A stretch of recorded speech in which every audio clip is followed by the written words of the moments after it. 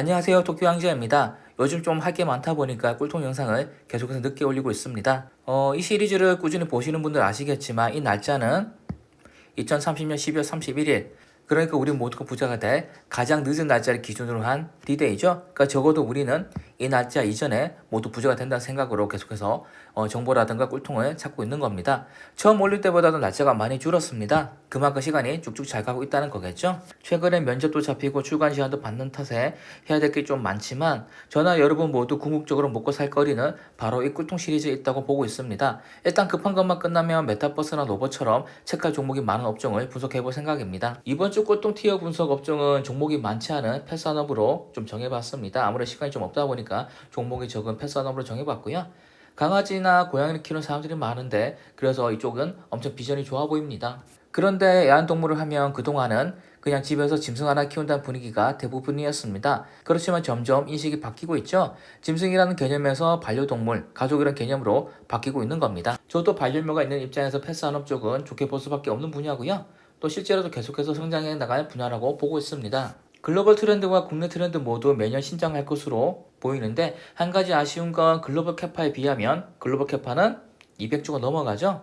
글로벌 캐파에 비해서 국내 캐파는 27년까지 6조 정도로 엄청 작은 게 좀 아쉬운 부분입니다. 아직도 우리나라 애완동물 시장이 성숙하지 못한 탓이라고 보고 있고 또 동물이 아프면 너무 치료비가 많이 나오거나 과잉 진료가 있고 그래서 금전적으로 부담이 되는 사람들은 그냥 동물을 내다버리는 것도 현실적으로 되게 많은 게 사실입니다. 보통 동물이 아픈 시기는 노년기니까 새끼일 때 이쁠 때는 애지중지하면서 키우다가 늙어서 그닥 귀엽지 않을 무렵에 돈까지 들어가게 되니까 내다버린 게 아닌가라는 생각을 해보는데요. 그래서 그런지 국내 펫 산업적으로 딱히 마음에 드는 종목은 없는 게 현실이었습니다. 보시면 두 개밖에 못 찾았죠? 일전에도 얘기를 했었지만 저는 펫 산업 중에서도 사료나 간식 쪽은 제외를 하고 헬스케어 쪽만 볼 생각입니다. 왜냐하면 어느 정도 소득이 있는 1인 가구 늘어나고 그러다 보면 애완동물 기르는 1인 가구 늘어날 수밖에 없는 거고 또 그러다 보면 아무래도 먹는 것만이라도 좋은 거 사줄 수밖에 없기 때문입니다. 그런데 현재 강아지나 고양이의 간식이나 사료의 메이저는 외국 기업이 차지하고 있으니까 당연히 저는 국내 사료 회사는 제외를 할 수밖에 없었던 거고요.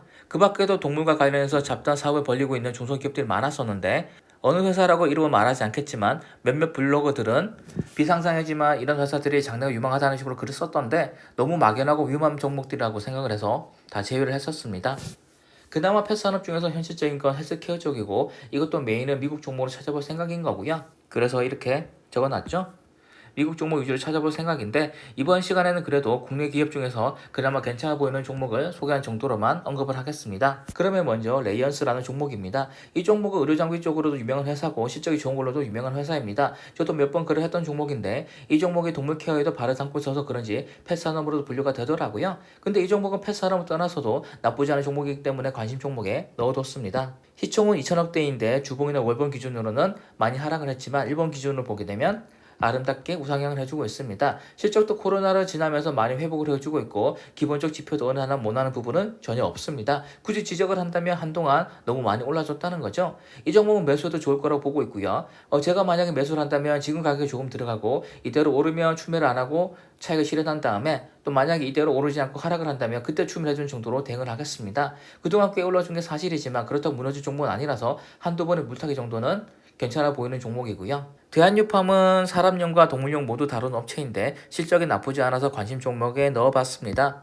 그렇다 확 땡기는 업체는 아니고요. 한우펫산업 쪽에 넣을 종목이 없어서 넣어본 종목입니다. 차라리 마음이를 데리고 제가 병원에 갈 때 수의사한테 물어볼 생각입니다. 동물 쪽으로 괜찮은 제약회사가 있는지 그게 어떤 건지 물어볼 생각이고요. 그게 오히려 더 효율적일 거라고 생각을 합니다. 다음은 거른 종목들입니다.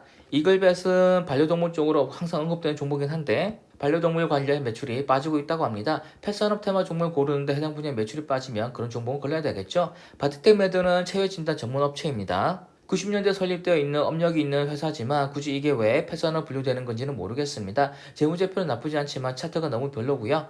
장기적으로도 우하향 중이고 일봉을 봐도 갑자기 급등을 했다가 급락을 하고 있는 추세를 보여주고 있습니다. 제 투자 기준에는 이런 급등 급락 종목은 부합하지 않기 때문에 거르기로 했습니다. 우진 BNG는 차트와 실적을 보고 바로 걸러버렸습니다. 실적이 매년 안 좋아지고 있고 차트는 월봉으로도 우하향 중이고 그렇기 때문에 걸러야 되는 종목으로 분류를 해버렸습니다. 이것으로 펫산업 종목 분석은 끝이 났고요. 생각보다 진짜 분석할 종목이 별로 없었습니다. 바꿔 말하면 이게 국내 펫산업의 현실이라는 거겠죠.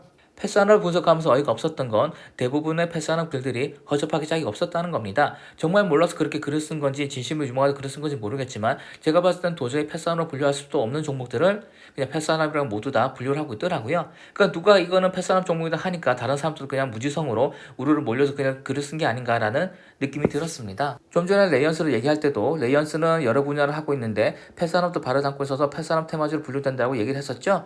레이언스는 메인이 패 쪽이 아닌데도 패스안업을 거쳤다는 이유로 패스안업 테마주로 분류가 되고 있는 겁니다. 엄연히 말하면 이건 제대로 된 테마주라고는 할 수가 없을 겁니다. 근데 많은 블로그글에서 레이언스를 패스안업으로 분류하면서 이런 코멘트를 전혀 적지 않고 있는 겁니다. 예를 들어서 홍삼 99%의 함유량의 홍삼즙을 홍삼 제품으로 하는 건 맞는 거지만 홍삼이 0.02% 들어가 있는데 이걸 홍삼 제품으로 한다면 이건 사기가 아니겠습니까? 물론 0.0이라도 들어갔으면 된 거 아님이라고 할지도 모르겠지만 우리가 추구한 꿀통 테마는 그 분야를 이끌 종목이어야 되는 겁니다. 제가 꿀통에 넣는 업종들은 아무 업종이나 넣은 게 아니라 정말 비전 있어 보이는 업종을 발굴해 놓은 건데 당연히 해당 업종으로도 엮이는 종목이 해당 업종을 메인으로 하고 있는 회사여야지만 의미가 있는 겁니다. 사점을 거치고 있다고 해서 그 업종을 분류해서는 의미가 없는 거죠. 그래서 이번 패스안업 종목 분석하면서 아쉬운 게 좀 많았습니다. 저는 여러분들께 블로거들의 글을 보라고 또 권장을 자주 했었지만 이런 경우가 있기 때문에 조금은 가려서 보는 눈도 가지시는 게 좋을 것 같습니다. 감사합니다.